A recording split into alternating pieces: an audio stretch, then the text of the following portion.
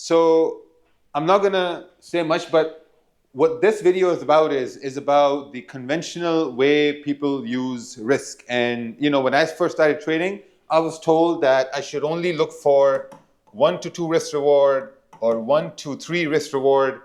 Sometimes they would also say I should be focusing on 1 to 4 or 1 to 5. But let's face it, a lot of us when we're trading, and sometimes you can get 1 to 2 risk reward, 1 to 3. You do get it, but how often are you getting 1 to 4? How often are you getting 1 to 5?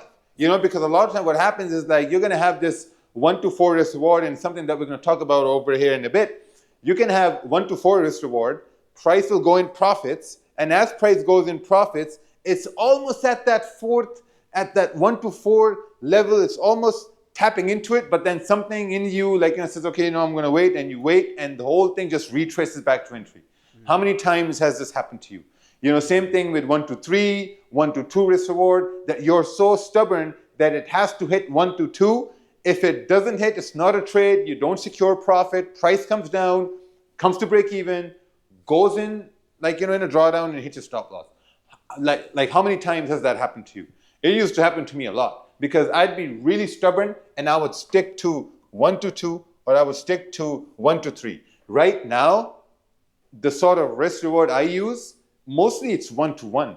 It's not 1 to 2, it's not 1 to 3, because I personally think risk reward doesn't really exist, because risk reward is all subjective. It's based on where you think your stop loss is going to be. It's based on where you think your take profit is going to be, right? So let's go over an example right over here, right? So you see this chart. This is a 30-minute chart.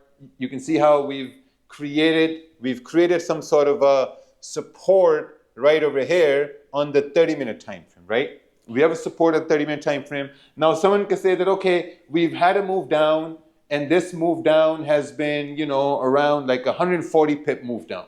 So if we have a 140 pip move down, there's a probability that price can retrace. Maybe we can retrace up till 26.45.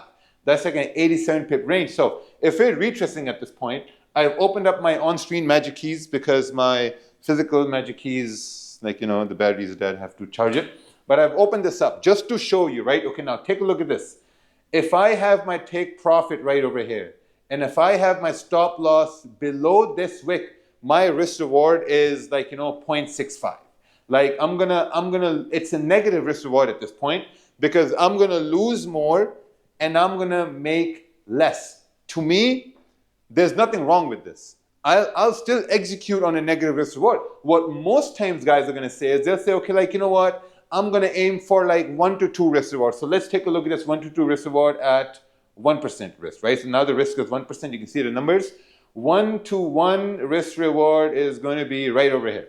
This is 1 to 1 risk reward, where you're risking 74 pips in order to make 74 pips based on where the entry is right over here. But if someone comes along and says, okay, you know what, my risk reward is 1 to 2, because that's my trading plan, that's what my mentor told me, and then you're going to go with 1 to 2. Okay, let's take a look at this 1 to 2.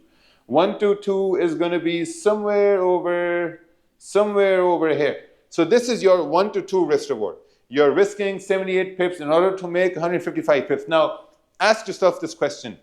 How many times have you executed a trade at 1 to 2 and it has hit that 1 to 2 target? How many times has that happened? What's the probability this is going to happen right over here?